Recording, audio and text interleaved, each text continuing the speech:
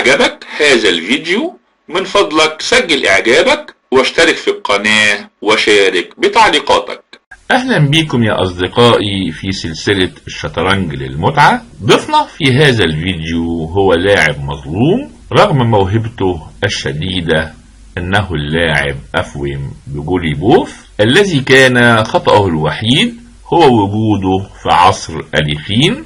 وسنرى موهبة بوجوليبوف في كيفية الاستفادة من خطأ لأحد اللاعبين العمالقة في جيله سيجبرت تاراش الذي أخطأ خطأ وحيد كلفه الدور سريعا.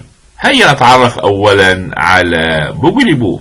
إنه أفويم بوجوليبوف جراند ماستر روسي سوفيتي، ثم حصل على الجنسية الألمانية وسيطر لمدة 30 سنة على عالم الشطرنج بجانب خصمه أليخين، ولكن القدر جعل أليخين أكثر شهرة بينما توارى بوجوليبوف. التقى مرتين أمام أليخين على لقب بطولة العالم 1929 وخسر 15.5 9.5، و1934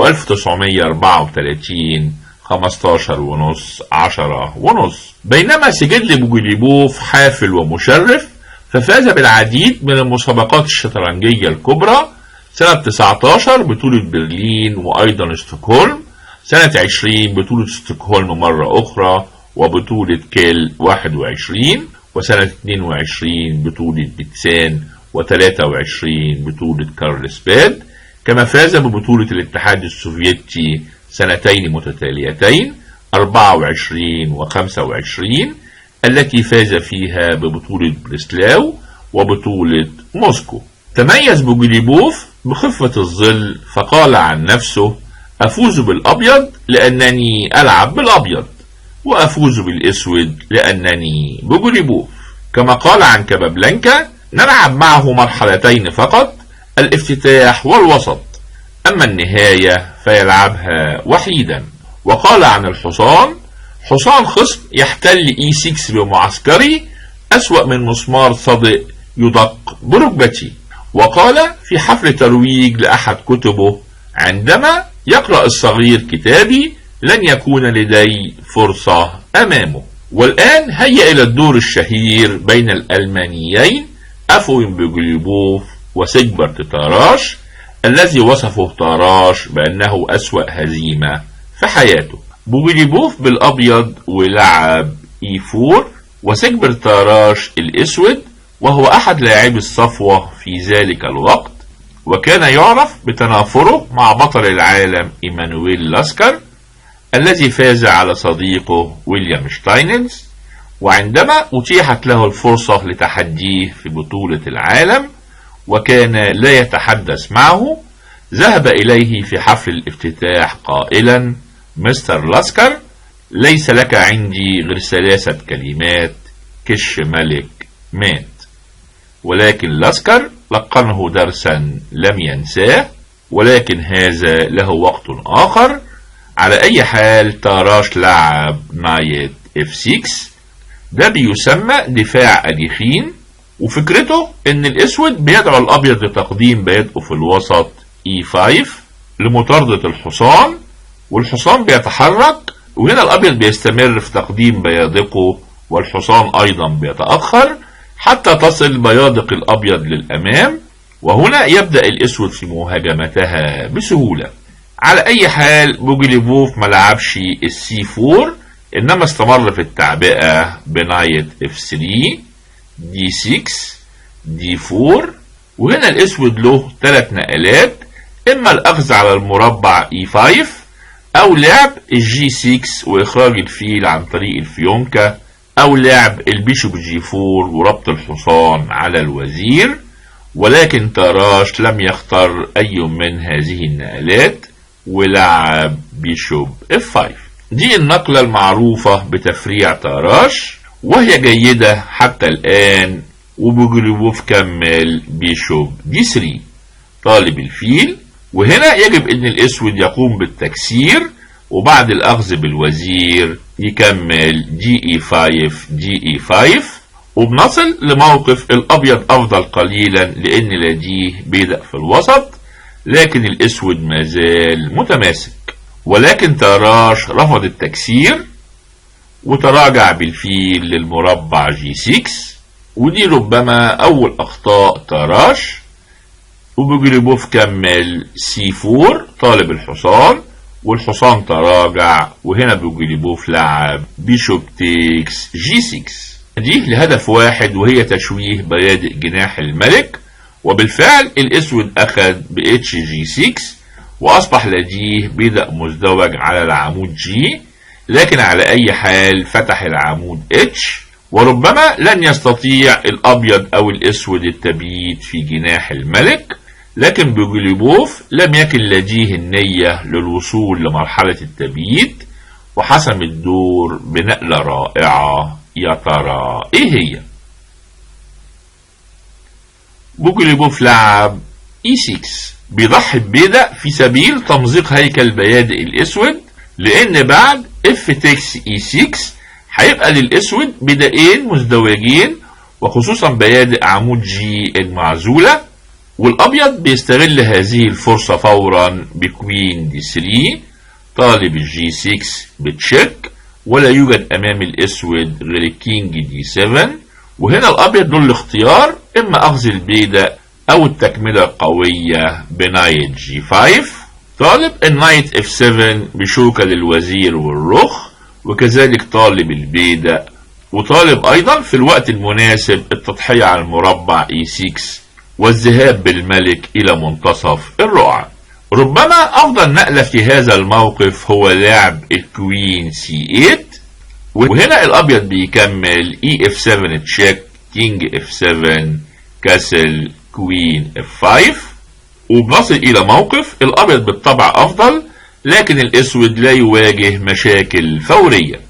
على أي حال تراش ما لعبش الكوين C8، إنما لعب F6، والنقلة دي أيضا نقلة سيئة، وبوجليبوف استثمرها فورا بكوين D3 طالب البيدق G6 بتشيك. وهنا الأسود لا يستطيع لعب F5 لحماية البيدق، لأنه هيترك مراقبة المربع G5، والحصان هيحتله بتهديدات مختلفة، أهمها الوصول للمربع F7 بشوكة للوزير والرخ.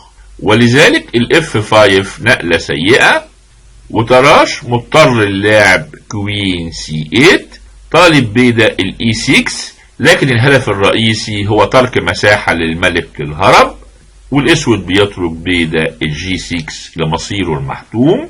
وبالفعل بوجليبوف أخذ البيدق بكش، والدفاع الوحيد هو كينج D8، وهنا بوجليبوف لعب كوين F7.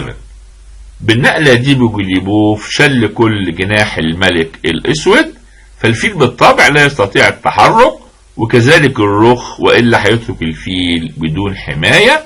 وده ربما نسميه تجميد للموقف حتى يستطيع الأبيض استدعاء قواته للمساندة. وتراش أيضا ليس لديه نقلات مفيدة في جناح الوزير، ولذلك لعب نايت تيك C4 نايت B D2 نايت D2 بيشوب D2. النقلتين السابقتين أفاد بوجليبوف أكتر من تراش اللي فاز ببيدق، لكن اختفى حصانه الوحيد النشيط وترك الفيل نشيطا، وهذا الفيل هو اللي هيحسم الدور. والآن ماذا تقترح بالنسبة للأسود؟ ربما لا يوجد غير النقلة نايت C6، ولكن الحصان في هذا المربع ليس لديه أي مستقبل، ولذلك تراش حاول ينشط جناح الملك بالنقلة G5 طالب تعبئة الفيل على المربع H6 وينشط أيضا الرخ. وهنا بوجليبوف لعب نقلة شلت كل أفكار الأسود، فكمل D5. أولا بيمنع الحصان من الوصول لمربعه المفضل C6، ثانيا بيأخر فكرة الأسود بالوصول للفيل بالمربع H6، لأن البيدق أخلى المربع D4 للحصان اللي هيحتله، ومنه للمربع F5، والفيل لا يستطيع ترك هذا المربع الهام. وبعد هذه النقلة ربما الأبيض بيفوز في كل التفريعات. على أي حال الأسود لعب النقلة الوحيدة C5 بيفسد فكرة الأبيض باحتلال المربع دي 4، لكن الأبيض كان لديه خطة بديلة. يا ترى إيه هي؟ بوجليبوف لعب النقلة الممتازة بيشوب C3. الفيل الضعيف أصبح أقوى قطعة في الرقعة وبيهدد ببيشوب تيكس F6. طالب الرخ E تيكس F6 كوين F6 تشيك ويفوز برخ كاملة. إذن الفيل في نقلة وحيدة أصبح أخطر قطعة في الموقف، وتراش ليس لديه أي نقلة مفيدة، ولذلك كمل G4 طالب الحصان، وبوجليبوف رد بالنقلة المدمرة نايت H4. بالطبع الحصان غير محمي والرخ يستطيع أخذه، ولهذا الأخذ ربما إجباري لأن الحصان بيهدد بنايت G6 طالب الرخ وهيفوز بالفيل، وكذلك ربما التضحية على المربع F6 والفوز بالرخ. أيضا وصول الحصان للمربع G6 بيهدد مع الوزير المربع E7، ولذلك فكرة تحريك الفيل أصبحت مستبعدة. ومن هذا التحليل يبدو أن نقل التراش الإجبارية هي أخذ الحصان، وده اللي حدث. ولكن بعد هذه النقلة لا أمل للأسود.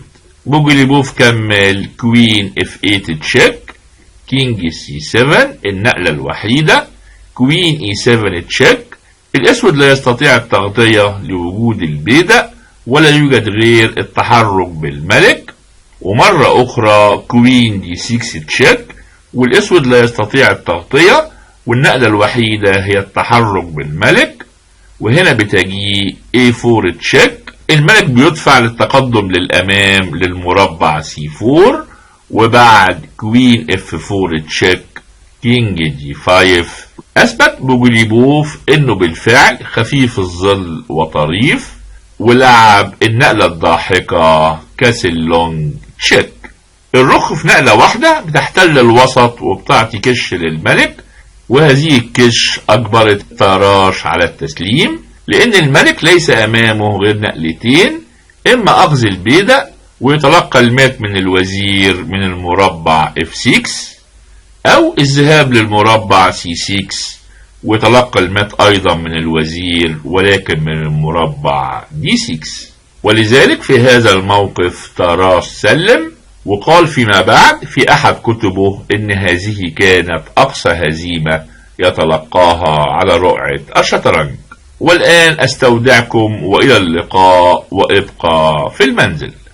وإذا أعجبك هذا الفيديو من فضلك سجل إعجابك واشترك في القناة وشارك بتعليقاتك.